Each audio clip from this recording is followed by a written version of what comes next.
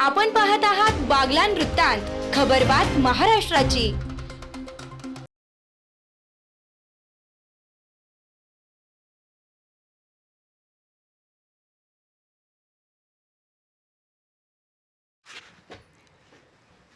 वटार परिसरात बिबट्या शेतकऱ्यांना देतो रोजच दर्शन, परिसरात भीतीचे वातावरण।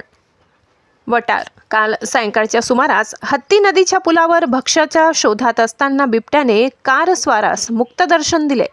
आरडाओरड केल्याने बिबट्याने पळ काढला, तरी पण बिबट्या तिथेच न थांबता पुन्हा रात्री कांद्यांना पाणी देणाऱ्या 2-3 शेतकऱ्यांना दर्शन देऊन बिबट्याने आपली दहशत कायम ठेवली।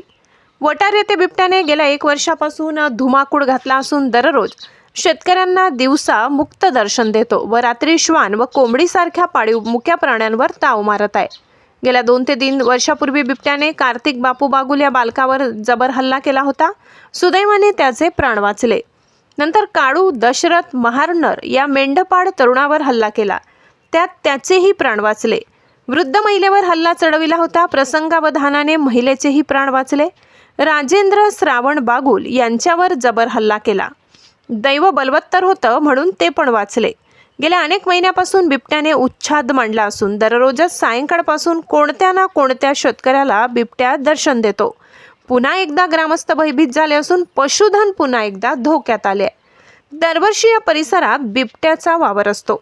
येथील शेतकरी पशुपालन करणारा असून दुधाची जनावरेही मोठ्या प्रमाणात आहेत, पण पुन्हा पुन्हा बिबट्याचे दर्शन होत असल्याने शेतकरी व मेंढपाळ धास्तावलाय। गेल्या अनेक महिन्यात 6 ते 7 वेळा हल्ले करून 20 ते 25 निष्पाप मुक्या प्राण्यांचा जीव गेलाय। सावतावाडी परिसरात बिबट्याचा बऱ्याच दिवसापासून वावर असून 2-3 शेतकऱ्यांना मुक्त दर्शनही दिले आहेत। दरवर्षी पाण्याच्या शोधात येथे बिबट्या येतो व पाळीव प्राण्यांवर ताव मारतो। तेथे लपण्यासाठी मोठी काटेरी झुडपे आहेत, त्याचा फायदा घेत बिबट्या आपले काम फत्ते करून घेतो। मेंढपाळ तर दरवर्षी जेरीस आले, दरवर्षी 10 ते 12 मेंढ्या बळी द्याव्या लागत आहेत। येथील शेतकरी पशुपालन करणारा असून दूध व्यवसायही शेतीला जोडधंदा म्हणून करतो। परिसरात बिबट्याचा वावर असल्यामुळे रात्र जागून काढावी लागते। मेंढपाळ फटाके फोडून पाळीव प्राण्यांचे संरक्षण करत आहेत।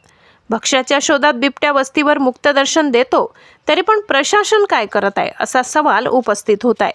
काल सायंकाळी जेव्हा मी व नितीन खैरनार खाजगी काम आटपून घराकडे येत असताना हत्ती नदीच्या पुलावर बिबट्या बसलेला दिसला।